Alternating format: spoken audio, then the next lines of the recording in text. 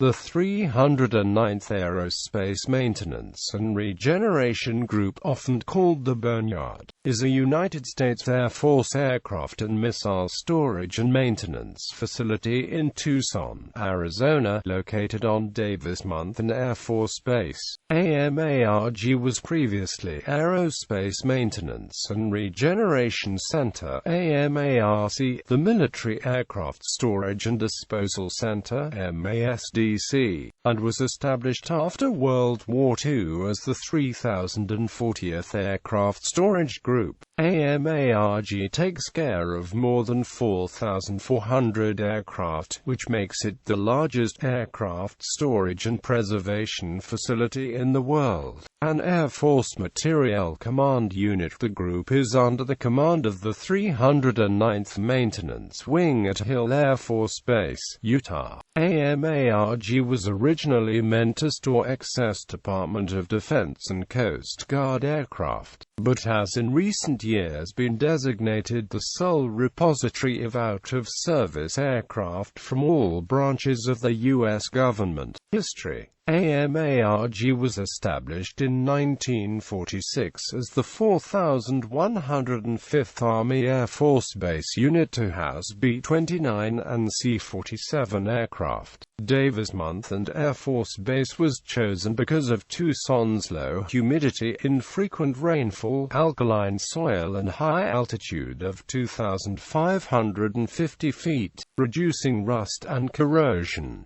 The hard soil makes it possible to move aircraft around without having to pave the storage areas. In 1948, after the Air Force's creation as a separate service, the unit was renamed the 3040th Aircraft Storage Depot. In 1965, the depot was renamed the Military Aircraft Storage and Disposition Center, and tasked with processing aircraft for all the U.S. Armed Forces. The U.S. Navy had operated its own Boneyard at Naval Air Station Litchfield Park at Goodyear, Arizona, for Navy, Marine and Coast Guard aircraft. In February 1965, some 500 aircraft were moved from Litchfield Park to Davis-Monthan AFB.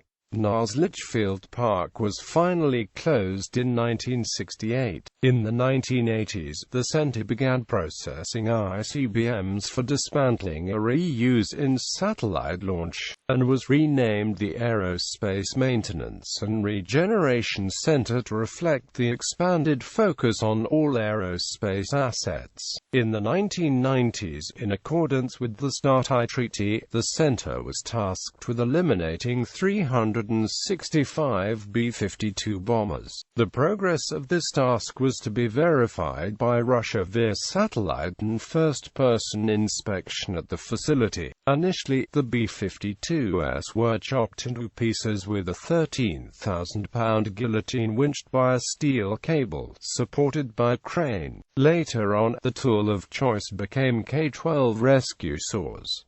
This more precise technique afforded AMARG with salvageable spare parts. In May 2007, command of AMARG was transferred to the 309th Maintenance Wing, and the center was renamed the 309th Aerospace Maintenance and Regeneration Group.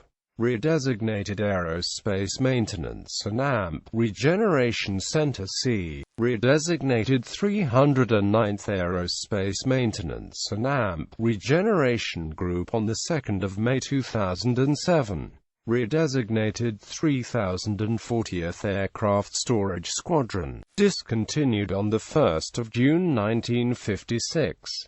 Designated as the Arizona Aircraft Storage Squadron and organized on the 1st of June 1956, discontinued on the 1st of August 1959. Designated as the 2704th Air Force Aircraft Storage and Disposition Group and organized on the 1st of August 1959, discontinued on the 1st of February 1965. Storage procedures. There are 4 categories of storage for planes at AMARG. Long-term, aircraft are kept intact for future use. Parts reclamation, aircraft are kept picked apart and used for spare parts. Flying hold, aircraft are kept intact for shorter stays than long-term.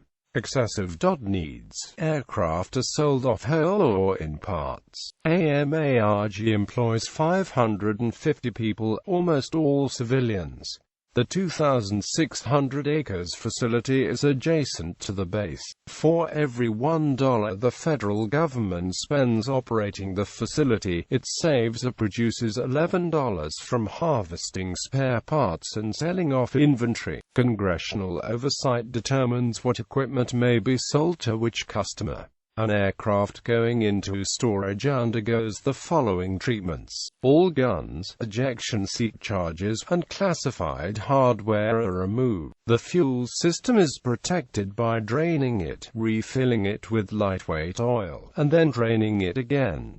This leaves a protective oil film. The aircraft is sealed from dust, sunlight, and high temperatures. This is done using a variety of materials, ranging from a high-tech vinyl plastic compound, called Spraylet after its producer, the Spraylet Corporation, of an opaque white color sprayed on the aircraft, similar to garbage bags. The plane is then towed by a tug to its designated storage position.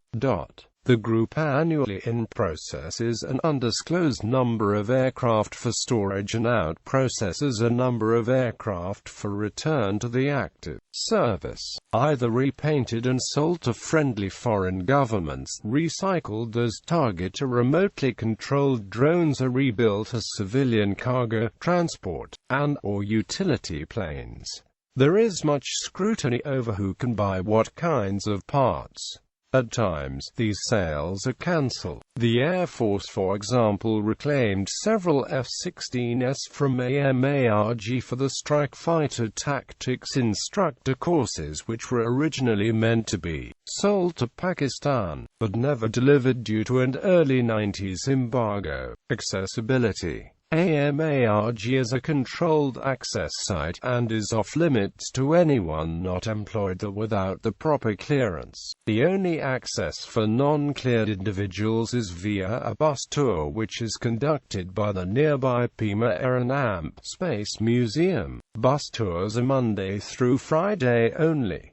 Use in movies and TV. AMARG has also been site of filming for scenes in several movie and television productions. Despite the rather heavy security of AMARG and the base in general, the most recent and notable of these is Transformers: Revenge of the Fallen. The exterior scenes of the Smithsonian set were actually filmed in the Boneyard. The background of several shots can be clearly recognized while looking toward the fence line from one of the major streets that run along the perimeter. Other works include the 1987 movie Can't Buy Me Love, the 1991 movie Harley-Davidson and the Marlboro Man, the music video for Tom Petty and the Heartbreakers song Learning to Fly, and various other productions, including a brief shot in Baraka. The Boneyard was also featured in an episode of TNT's The Great Escape. In it, contestants had to find the way out of the maze of planes and equipment.